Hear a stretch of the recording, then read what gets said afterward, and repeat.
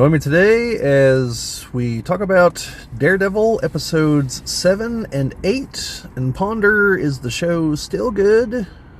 And will it finish out good?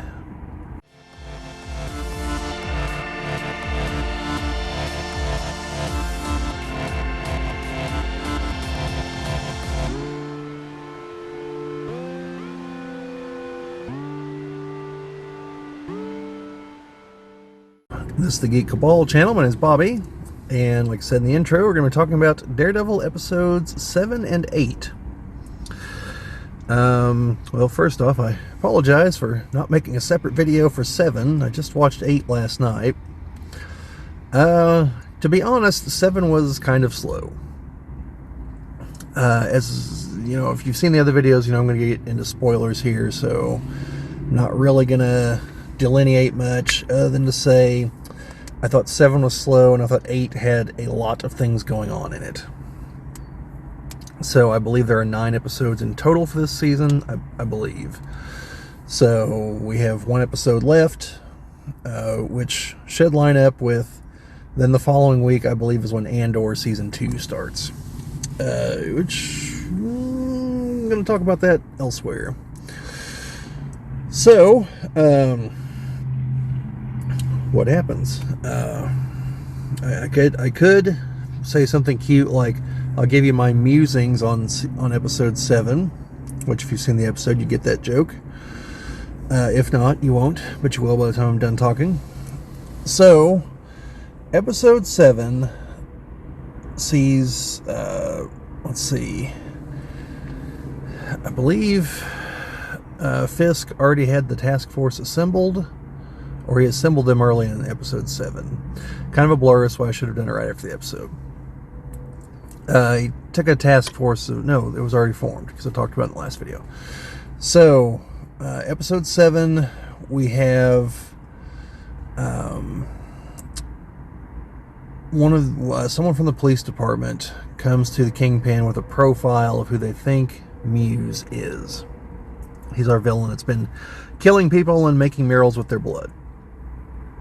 So, they note that there's some reasons. It has to do with like some canvases they found that only like a handful of stores sell them in the city, and only about a dozen people have bought them, and they can narrow it down to one guy because he's got some background of mental disturbance, but is also a trained fighter of some kind. So they're able to narrow it down to him, and then, you know, the Kingpin's like, well, the task force will take care of it. Thank you for your help. You know, my incredibly poor Vincent D'Onofrio gravelly voice impression there.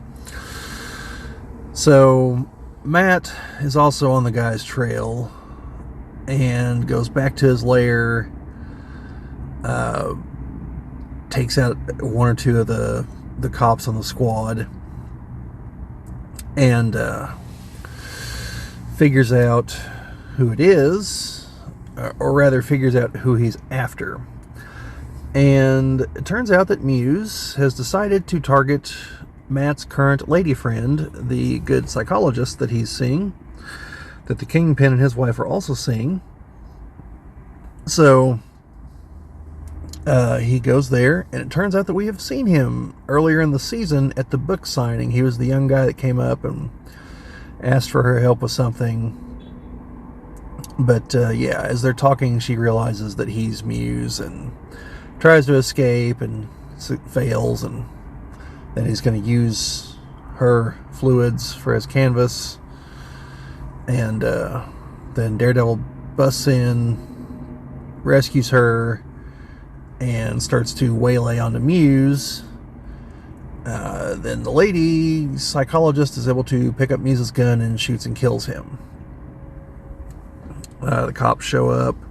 They obviously know Daredevil was in there, and because he left, but they could see the broken window and everything. They obviously know he was there, and the Kingpin knows he was there. One of the Kingpin's aides, is his main guy there, is even kind of like, well, you know, like, this could be to our advantage. Like, if he takes out Muse, like, that's one less problem on our plate. The Kingpin kind of flies into a bit of a rage about the whole, like, I'm just a vigilante, we can't have this. So then we also have the subplot of the crime boss who's just not getting with the program, and he kind of thinks that, like, Fisk has lost a step or something, and maybe it's time for him to step down and someone else be in charge. And, well, it just makes some really bad assumptions, and comes to a bad end as a result. Vanessa tells him where the Kingpin is, and he's alone. He walks into the restaurant. The Kingpin's facing with his back to the door, which that should have been the immediate tip-off to him that, like, there's a problem, because Fisk is smart enough to not sit alone in a restaurant with his back to the door. Because he obviously has enemies who solve things in a rather lethal manner. So as soon as the guy pulls his gun, Fisk's, like, right-hand guy pops him from the shadows. And so he's done. Then he has him call Vanessa and ask her if she wants takeout from wherever he's eating. And yeah, so that's most of what happens in episode 7. Then we get to episode 8, and Matt and the psychologist lady kind of start hitting some rough patches, because she gets invited to the black and white ball that the mayor is throwing, and she wants Matt to come with her, but Matt's trying to explain to her that the Kingpin's just you. He's like, how does Fisk even know you? And then he realizes that he has to be one of her clients. And he's just like, no, you have no idea who you're dealing with. Like, you have to get away from him. He is dangerous. Everything about him is dangerous. Just being in his orbit is dangerous. Possibly from him. In fact, probably from him. So she was kind of like, well, I'm going to go. Like, I don't remember her rationale, but she said she wanted to go. And she was kind of getting a little aggressive about the whole situation with Muse and Daredevil. And Matt's like, well, Daredevil saved you. Like, no, she's like, no, I saved myself. And I'm sitting there thinking, like, wow, yeah, you had it all under control before Daredevil showed up. You were doing a bang up job of saving yourself. Like, lady, I mean, I know you're a psychologist, and you probably try to tell people not to lie to themselves, but, like, that's either a massive lie to yourself, or you're just, like, beyond entitled, thinking that you could have just gotten out of that and shot him like that. Like, no, like, you were about to die, and you're having trouble coming to terms with this fact, and you don't like what Matt has to say. So Matt gets a message from Bullseye that he wants to talk, because he's been moved to general population, which is a former federal agent. He's not supposed to be, as I understand prison regulations. So obviously someone wants him dead, and it's Fisk that moved him there. So Matt goes and talks to him, hoping that he'll out Fisk for killing Foggy in the first episode. So that doesn't happen. Matt basically gets pissed off and mashes the guy's face into the table a few times, and then tells the guard, oh, he went crazy and just started hitting his face up against the table. So they take him to their infirmary, and they've had him with, like, these gloves on so he can't get a hold of anything. But in the infirmary, they have them off, and he's fiddling with something in his mouth the whole time, and the guard finally comes up to him to, like, well, everything checks out, let's get you back in your shackles. And he's like, the guard gives him a funny look, then he opens his mouth, and he's got one of his teeth got knocked loose, and he wiggled it loose with his tongue, and now it's between his other teeth, and he spits it right into the dude's eye. But since it's Bullseye, he knows how hard and everything to flick it to actually penetrate into the dude's eyeball. And he grabs his keys as he's falling, and once he's down, he unlocks himself, grabs a couple pairs of scissors, kills the guard, kills the doctor, and then disguises himself as a guard and gets out of the prison. And Fisk's number 2 guy there calls the prison later, or the prison calls him, some other guy on the inside, And he's like, so I assume he's dead? And he goes, no, he's escaped. And, well, Fisk can probably figure out where he's coming. So he's talking to Vanessa, and Fisk finally realizes Vanessa's the one who hired Bullseye. And Fisk didn't know. Matt figures it out because he and the psychologist are there on the dance floor near him, so he can hear what they're saying. So he bumps into Fisk and takes off with Vanessa like, oh, can I have this dance? So they're talking, and she's just kind of like, so does your girlfriend know that you're Daredevil? Because obviously she knows. And Fisk is talking to Matt's girlfriend, and he doesn't get to the chance to get to the point, but he's kind of like, have you ever wondered why your friend over there has such an affinity for vigilantes? He doesn't quite get to the whole like, hey, he's Daredevil part, but he gets pretty close. Then in the middle of all this, Matt can hear a rifle bolt being positioned to load around, and has figured out probably that it's Bullseye. So as Bullseye is firing, apparently to hit the Kingpin, Matt jumps in the way and takes the bullet. And so Fisk and his wife are escorted out. I don't know why Bullseye didn't immediately start taking more shots. Like, that was the part that I didn't quite understand. Because he should have. He's a psychopath. The fact someone jumped in the way of the bullet would not stop him. So that part was a little off. I mean, unless he only had the one bullet. But even then, he had the other weapon that he killed the guy with the gun with. And he probably had a sidearm. So, like, he could have easily just, like, grabbed some stuff, started throwing it at the Kingpin. Because that's kind of his deal. So the Kingpin gets away. We also get to see the some of the people on the anti-vigilante task force. As a guy, I think was pickpocketing or something, and so they take him back into the back, and right in front of the police commissioner, they stick the guy's hand into the deep fryer, and the commissioner's like, "Oh, I'll have you written up for this," and they're like, "Oh, we don't work for you anymore, Commissioner. We work for the mayor." So the commissioner's kind of in a bad way. And then the Ben Urich's, I think it's his niece, who's been reporting on things throughout the episodes, confronts the commissioner and is like, "Hey, I know that there's probably things that and if you want to tell me." And she's like, "I don't publish everything under my name. I publish it under other names too, to allow me to maneuver. So, if you got anything to tell me," she gives him her card, and goes on her way. So, basically where everything stands is Matt has been shot. The Kingpin, and he's also like going back to his very Kingpin ways, because he really wants this whole port thing done, and is strong-arming the rich folks into supporting it.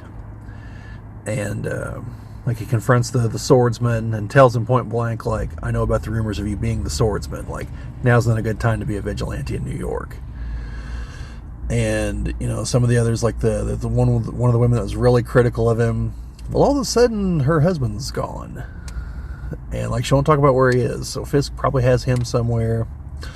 Speaking of having someone somewhere, Fisk shows Vanessa that he has the guy that cheated on her, like, locked up in the basement.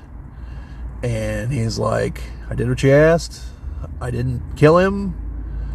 And like, things get heated, and she pulls a gun out and she kills him. So yeah, so Matt has been shot. Matt's girlfriend apparently doesn't think too highly of Daredevil, even though he literally rescued her. And looks like Fisk is on the verge of telling her that Matt is Daredevil. And some other things, they've got a client that Matt knows is lying, so he doesn't want to represent him. He wants him to take a deal. So that venture's kind of hitting some rocky patches. Yeah, so I think we have one episode left. We have barely seen the Punisher, so I'm assuming he's going to be showing up in the next episode. I could be wrong. Also, I could be wrong on the number of episodes. I think it's 9, it could be 10, but I think it's just 9. And the next episode's supposed to be a longer episode. So, yeah. So hopefully the Punisher does show up and starts capping people. I doubt he's going to put one into Bullseye, at least not a lethal one, because they'll want to keep Bullseye around as a potential villain for later. They didn't think that about Muse. He's definitely dead. So, anyway, overall, I still like the show where it's going. I thought 7 was a slow episode. 8 mostly made up for it. You know, more definitely moving the plot along. You know, still not a ton of action in with Daredevil in costume. We did get that in 7 though. But here, you know, we're back to moving pieces on the chessboard, things being revealed. Like I said, Bullseye's back in the equation now, so we can expect the body count to probably start rising significantly, and hopefully the Punisher will show up. I don't know, maybe Karen will show back up too. I don't know. Maybe a real curveball, maybe Foggy will show back up. It is Marvel after all. The Hand could resurrect him if they were still around. But yeah, I still like where things are going. It has felt like, you know, like I said, 7 definitely felt like a bit of a lull in the action. So hopefully 9, if it is the final episode, goes out with a bang. Like I said, there's supposed to be a second season is the plan. So, and the 2 seasons are basically supposed to be like what would be one season of a longer show on TV. So yeah, that's where everything stands. I don't believe we'll be seeing Iron Fist, because I've read articles about the guy asking for his job back as Iron Fist. So they clearly have not recast him, or he's doing a really good job of keeping it secret that they did. But yeah. So anyway, hopefully the show finishes strong here in this season, and we get a good second season. But that's about all I've got to say. So let me know what you guys think down in the comments. Have you been watching the show at all? Do you think it's good? Are you waiting to binge the whole thing? Because ratings have been kind of low from what I understand. And talking to one of my friends who watches these shows, he suspects that maybe people are waiting to just binge the whole thing. And he could be right. I do wonder, like, since we don't have access to the metrics, I do kind of wonder how prevalent that is. How, like, once the final episode of a show premieres, or maybe the final episode premiere itself, or a little bit after, if there's a spike in viewership corresponding to people blitzing the show once it's all there. Or, like, say it's 9 episodes, watching the first 8 next Tuesday, and then watching the 9th one once it comes on, you know. Yeah, I'm curious about that. I don't know if that's a thing or not. Because, like, with Netflix, they put the whole thing out there, so you just binge the whole thing. These are different. Andor is going to be really different. So, yeah, we're going to talk about that in another episode here. So, anyway, that's all I've got. If you like what you heard here, like, share, subscribe, all that fun stuff. Sharing and commenting help us grow the channel. I always appreciate it. Definitely always appreciate subscribers. Those who've been here for a while, and those of you who are new, always appreciate all that. But, yeah, that's about all I've got to say today. So, just remember, make mine Marvel.